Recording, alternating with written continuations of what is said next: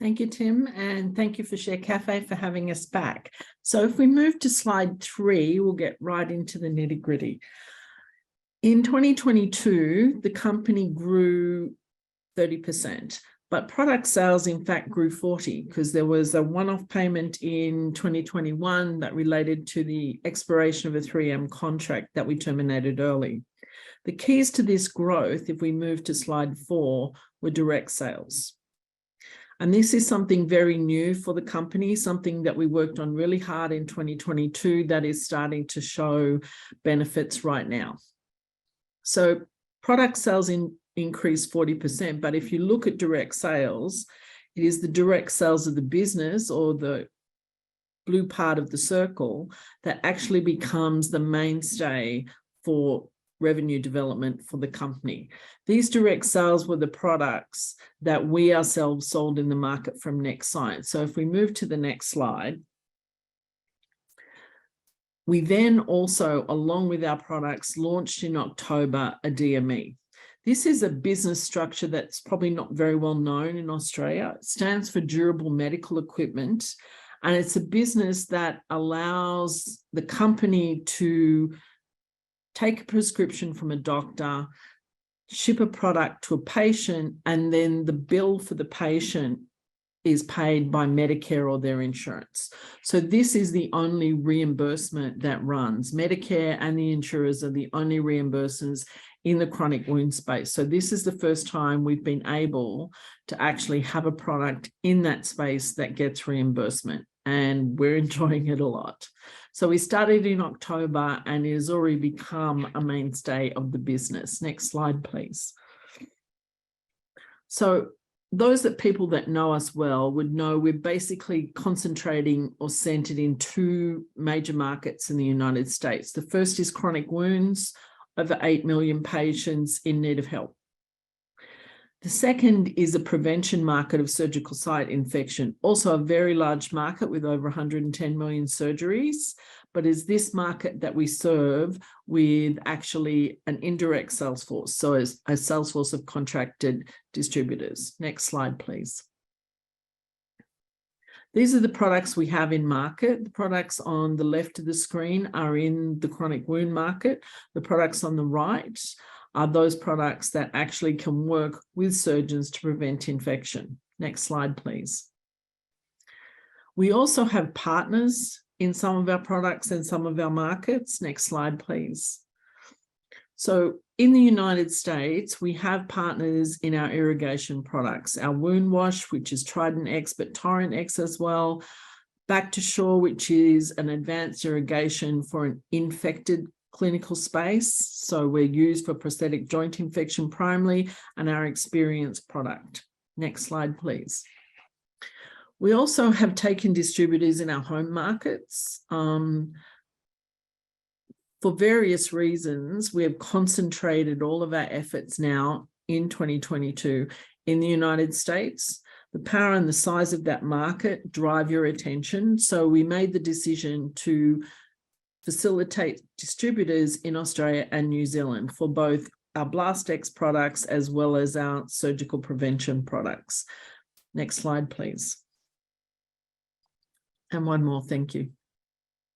So this is the deck that was put up for our 4C, so I apologize for all the plain blue slides.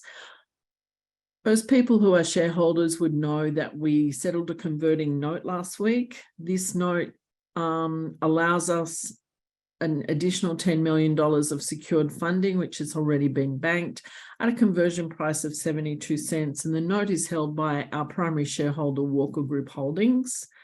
We believe that this note was the most effective way for us to get some underpinning capital for our working capital as we've expanded the commercial footprint of the business.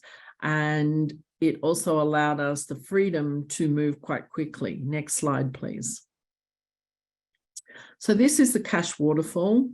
And the important thing to note, and this will be the same going forward, our major expense right now is our staff costs. This continues to be true in the new model and in the direct model, where in the DME, so much of the business is driven by the sales force, we will be continuing to invest in sales. That being said, the bulk of the other categories are relatively fixed. Next slide, please. So as we look forward, what are we looking forward to? We're looking forward to delivering growth, and we're really comfortable that we can keep the train going at the rate that it is. We launched the DME in April, as I mentioned. By January, we had 150 active physician offices prescribing. Huge target market. There are 10,000 podiatry offices in the United States, and they all see people with chronic wounds. Our XbioTechnology and research results have been shown in many locations and continue to draw attention in the marketplace. Plus, we're starting to see publications for our technology come through from many sources. So not just work we've set up ourselves, but various partners, but also just interested bodies around the marketplace who are looking to see how far they can drive our technology.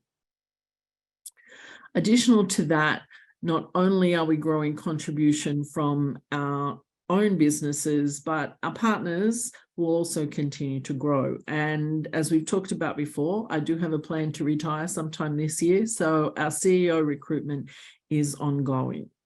So I whizzed through that so we can catch up some time. Questions, Tim? You did whiz through that. Thank you, Judith. Judith, I think we're all planning to retire one day. Now, I've just got a question here on your number of direct sales have kind of soared in 2022, thus minimising the amount of sales through partnerships. However, will you aim to push for direct sales in the future, or do you plan to still grow the new partnership deals? New partnerships certainly outside the US.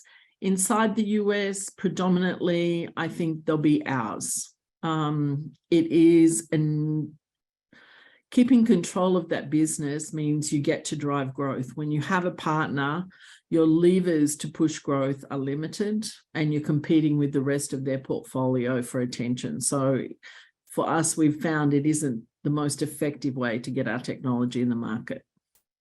That said, you've got some very high costs in regards to staffing, which you mentioned. Is there any way you can improve your margins while increasing employees? I think you'll find that as we drive into the DME, because it is really quite early days, that line will very quickly just line itself up appropriately as a percentage of sales. So we're very comfortable that we can deliver, because if you look at the growth that went on in the direct partnership, the direct area of sales versus partnership, continuing that growth rate very quickly brings the expenses for sales into an industry average rather than an industry non-average, which is where it is right now. And last time we had you on, you were just kind of launching your DME business. How has that business gone in terms of execution? Have you had any hurdles or issues?